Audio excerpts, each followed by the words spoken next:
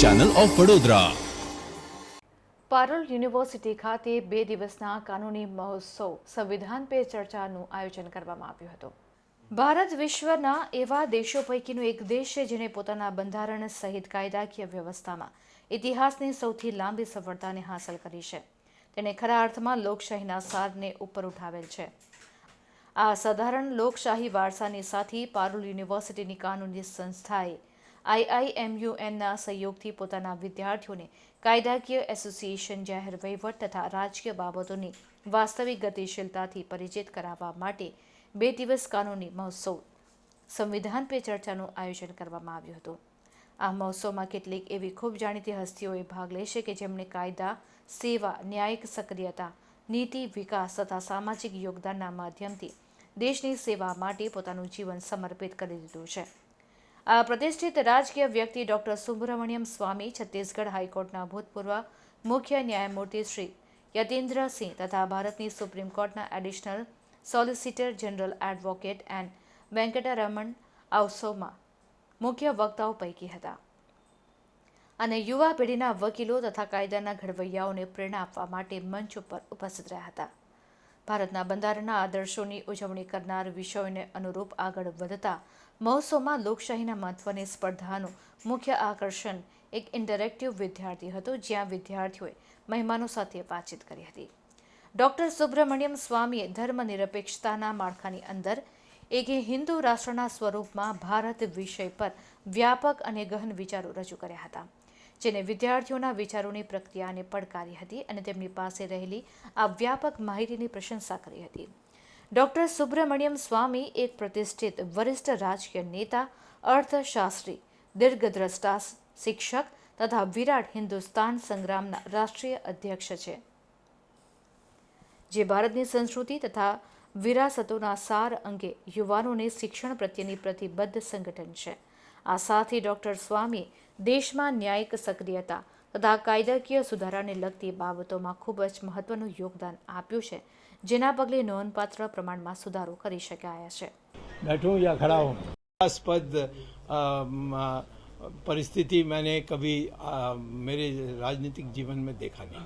Sir, आपको क्यों लगता है कि जब एनसीपी के जो नेता है, अभी हाल ही में गठबंधन हुआ है, तो जो शिवसेना के जो रिबेल नेता है वो क्यों उद्धव ठाकरे के पास जाएंगे? क्यों आपको ऐसा लगता है?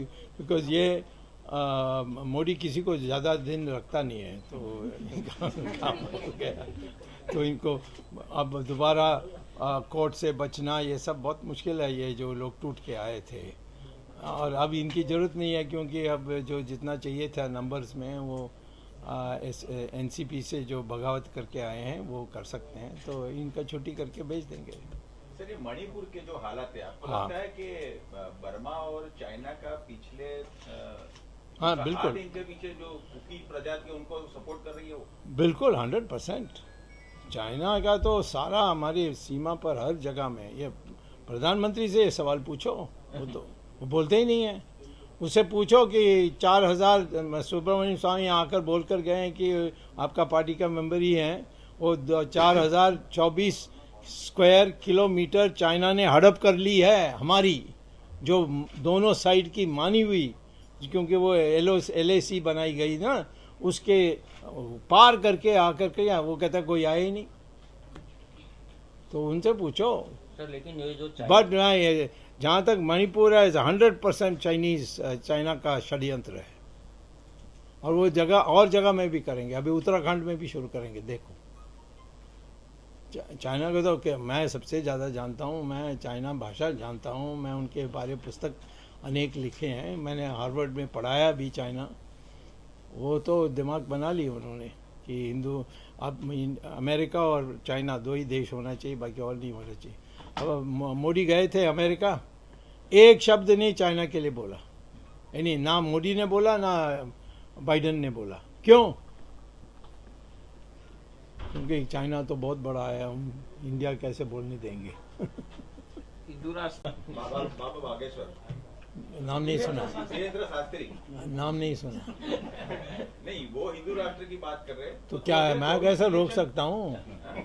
हिंदू राष्ट्र पर कोई कोई कानून नहीं बनी है कि एक ही सिर्फ सुब्रमण्यम स्वामी ही बोल सकता और कोई नहीं बोल सकता, कोई भी बोल सकता है, तो मैं क्यों उसके लिए बोलूं? तो 2024 में आप क्या करके देख रहे हो, प्रधानमंत्री कौन बनेगा? वो अभी हिंदुस्तान में कोई कह नहीं सकता, कोई नहीं कह सकता था कि लाल बहादुर शास्त्री प्रधानमंत्री बनेंगे। कोई भी दुनिया में कोई भी नहीं सोचता था कि ये बन सकता था नरसिम्हा राव। जब मैंने चंद्रशेखर को प्रधानमंत्री बनाया तो सब कहते थे ये तो कभी नहीं बनेगा, बना दिया। तो ये हिंदुस्तान में भविष्यवाणी करना बहुत डेंजरस है इस मामले में, क्योंकि जो मोदी, अब मोदी मैं नहीं जानता हूँ, परंतु मैं तो मेरी राय है कि मोदी इकोनॉमी में फेल हो गया, तो इसीलिए उसको खड़ा नहीं होना चाहिए। अमित शाह बोलते हैं, हाँ अमित शाह बोलते हैं मोदी आएंगे 2024 में। तो अमित शाह से सुन लो, मेरी बात मत सुनो, that's all I can say.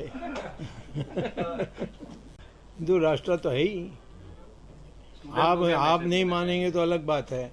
हमने बंटवारा किया था हिंदू राष्ट्र बनाने के लिए, यानी जब मुसलमान ने कहा कि नहीं हमें अलग देश चाहिए, हम और कुछ नहीं मांगेंगे, नहीं छोड़ेंगे, हमें और कुछ नहीं चाहिए, यही चाहिए, तो जब आपने अग्री कर लिया है तो शेष तो हिंदू राष्ट्र है। मुसलमान रह सकता है हमारे देश में, परंतु उसका संस्कृति हिंदू होना चाहिए ना।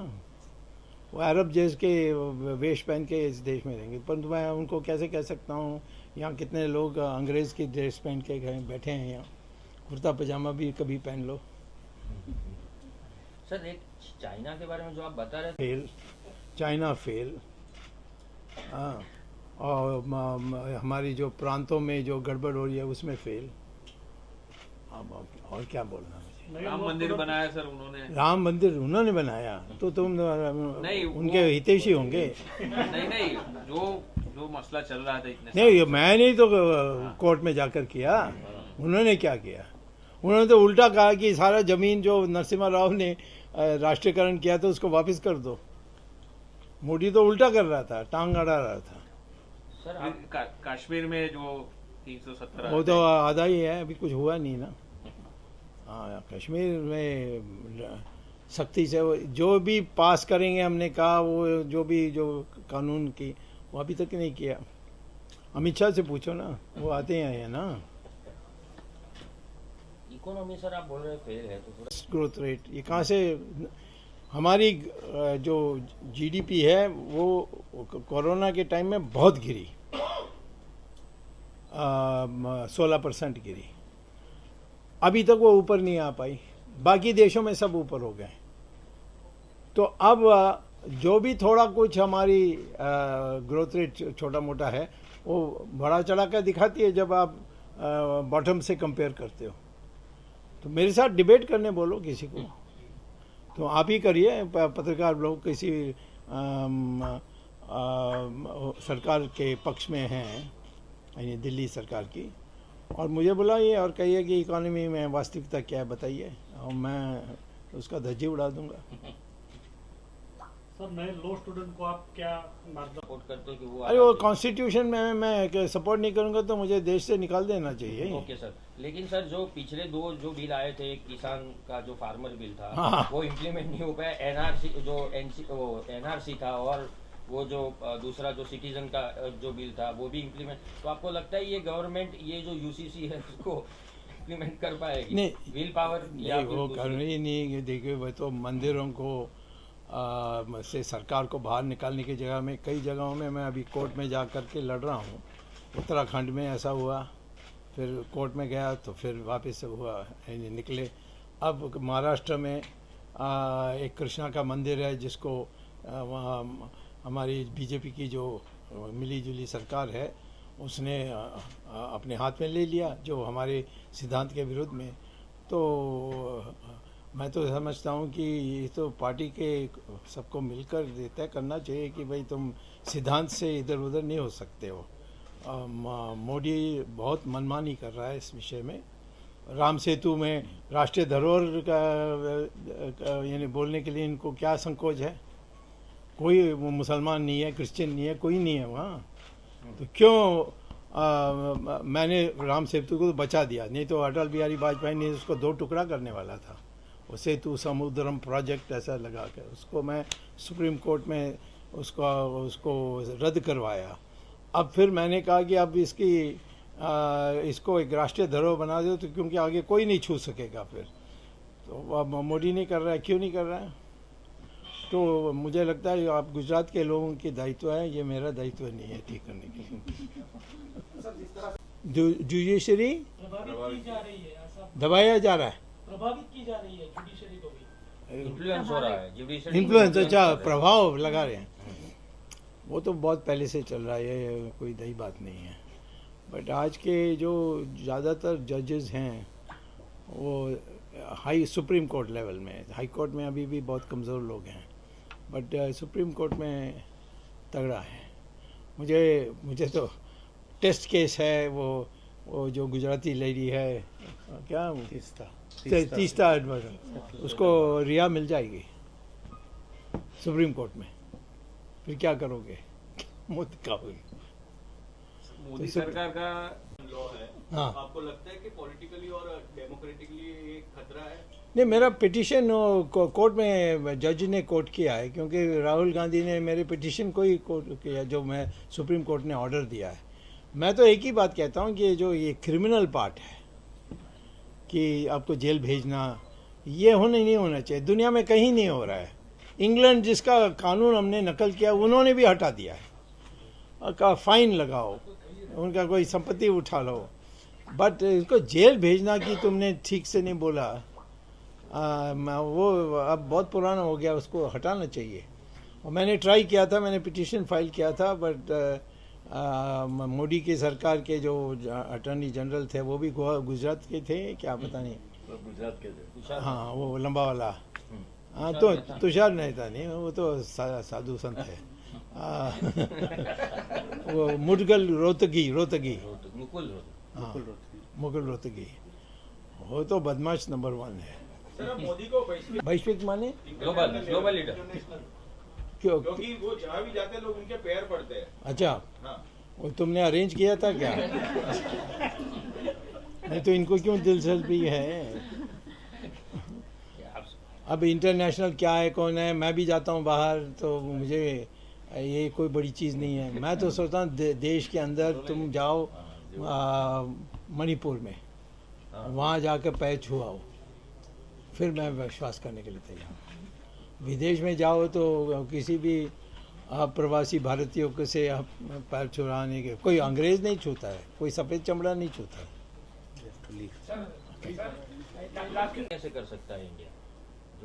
ये नहीं, मैं तो बाहर हूँ गवर्नमेंट के, मैं कैसे बता सकता हूँ? फिर भी क्या, मारो उनको, फौज भेज के निकालो उनको। कर सकते हो? हाँ कर सकते हैं, क्योंकि जब मैं मिनिस्टर था 2 बार किया था, उन्हें पब्लिसिटी नहीं दिया था उस समय, जब नरसिम्हा राव थे। फिर वो आकर फिर वो लाइन तब वो तैयार हुए थे। फिर मैं गया, कैलाश मानसरोवर खोल के लाया, जो कभी नहीं मानते थे, और मैं जाने के बाद कैलाश मानसरोवर खोला उन्होंने। तो चाइना का तो एक ही है, वो हाथ आगे बढ़ाएंगे तो मिलाएंगे हम हाथ, और डंडा दिखाएंगे तो पत्थर मारेंगे। चाइना और कोई भाषा नहीं समझती है, फिर समझती है डरपोक हो तुम, या तुम ऐसे गलत काम किए हो चाइना के साथ कि आप डरते हो कि वो कहीं बाहर ना आ जाए। ब्लैकमेल उसको कहते हैं। ये लॉयर तो बहुत महत्वपूर्ण पेशा होने वाली है 10 साल में, क्योंकि सब चीज़, सब कंपनीज, ये वो कानून, कोर्ट में जाना, कोर्ट में डिसीजन लाना, ये सब इतना हो गया कि लॉयर्स की जो महत्व बहुत बढ़ गई है। तो पहले मैं कहूँगा, अभी तो जो लॉयर्स कमा रहे हैं, जो अच्छे लॉयर्स हैं, वो तो ऐसा कमा रहे हैं, जो जितना अच्छे नहीं हैं, गांव से आए हुए लोग हैं, वहाँ के लोकल लेवल में डिग्री लेकर आए हैं, उनकी हालत बहुत ख़राब है। तो मैं क्या बोलूँ, मैं यही कहूँगा कि सबको लॉ का सीखना चाहिए। और मैं तो अर्थशास्त्री हूँ, परंतु कोई विश्वास ही नहीं करने के लिए तैयार है कि मैं वकील नहीं हूँ। कोर्ट में जाता हूँ तो मुझे परमिशन लेना होता है कि मैं वहाँ बहस कर सकूँ, पर मैं जाता हूँ जज कहते हैं ये समझ मत चल बोलो क्या है। सो एक विश्वास हो गया। तो लॉ तो वैसे भी सबको सीखना चाहिए, और महिलाओं को पर्टिकुलरली मैं कहता हूँ लॉ सीखो, लॉ डिग्री लो, बिकॉज वो सबसे जहाँ कमज़ोर हैं वो यानी उनके ऊपर जो दमन आती है वो आधा कारण है कि उनको कानून नहीं पता है। सर आजकल एक नए बाबा